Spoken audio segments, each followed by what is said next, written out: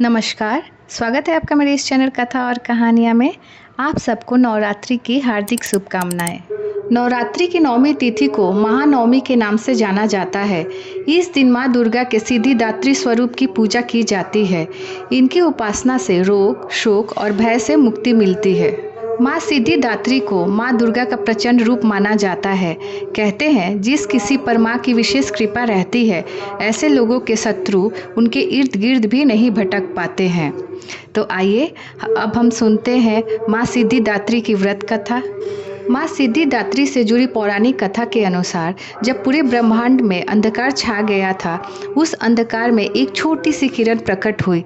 धीरे धीरे यह किरण बड़ी होती गई और फिर इसमें से एक दिव्य नारी का रूप धारण कर लिया। कहते हैं यही देवी माँ भगवती का नौवां स्वरूप माँ सिद्धिदात्री कहलाई। धार्मिक मान्यताओं के अनुसार माँ सिद्धिदात्री ने प्रकट होकर त्रिदेव अर्थात ब्रह्मा, विष्णु और महेश को जन्म दिया। कहते हैं भगवान शिव शंकर को जो 8 सिद्धियाँ प्राप्त थी, वह भी माँ सिद्धिदात्री ने ही उन्हें दी थी। सिद्धिदात्री देवी की कृपा से शिव जी का आधा शरीर देवी का हुआ, जिस वजह से महादेव का एक नाम अर्धनारेश्वर पड़ा। एक अन्य पौराणिक कथा के अनुसार जब सभी देवी देवता महिषासुर के अत्याचार से परेशान हो गए थे, तब तीनों देवों यानी ब्रह्मा, विष्णु और महेश ने अपने तेज से माँ सिद्धिदात्री को जन्म दिया।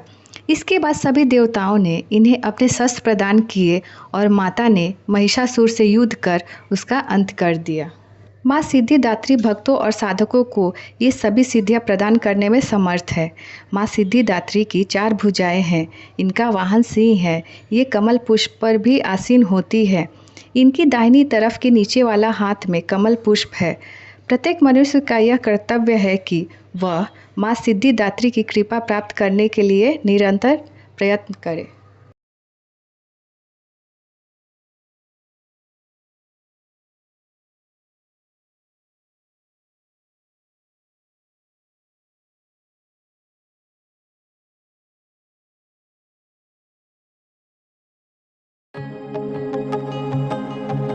नवरात्रि के 10वें दिन को दुर्गा पूजा का पर्व मनाया जाता है। इस दिन माँ दुर्गा ने महिषासुर का वध किया था और देवी देवताओं को महिषासुर के अत्याचार से मुक्त दिलाई थी। नवरात्रि की शुरुआत भगवान राम से जुड़ी एक कहानी के मुताबिक हुई थी। कहा जाता है कि रावण को हराने के लिए भगवान राम ने 9 दिनों तक व्रत रखा था और माँ दुर्गा की उपासना की थी। इसके बाद उन्होंने रावण को हराया था। नवरात्रि के दौरान जगह जगह पर माता का पंडाल लगता है और कीर्तन होता है।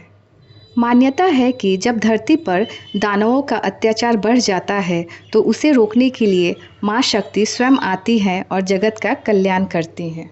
तो उम्मीद करती हूँ कि यह छोटी सी प्यारी कथा आप सबको पसंद आए और आप इस कथा को अपने फैमिली फ्रेंड्स के साथ शेयर करें। और अगर आप मेरे चैनल कथा और कहानियाँ पर नए हैं तो इसे सब्सक्राइब करना ना भूलें। तो चलिए फिर मिलते हैं एक नई कथा कहानी के साथ। तब तक जय माता दी।